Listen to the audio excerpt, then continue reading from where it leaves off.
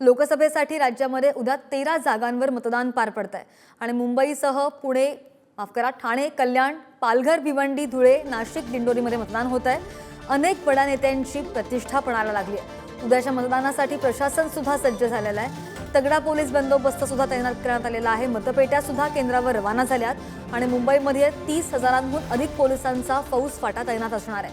ही तीन दृश्य आपण पाहतोय। मुंबईमधील 6 मतदारसंघ हे सज्ज झालेले आहेत आणि ठाणे, कल्याण, पालघर, भिवंडीमध्ये ही तयारी चालू आहे।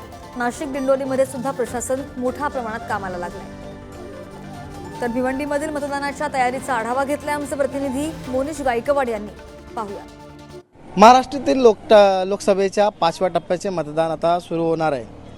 महाराष्ट्रात 20 मे रोजी हा निवडणूक प्रक्रिया पार होत असून 11,29,714 पुरुष, 9,57,191 स्त्री तर 339 इतर असे एकूण 2191 बूथ भिवंडी लोकसभा मतदारसंघात मतदान केंद्रात असणार आहेत।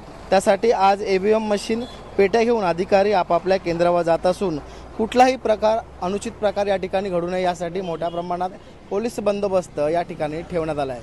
भिवंडी मोनिश गायकवाड, पुढारी न्यूज।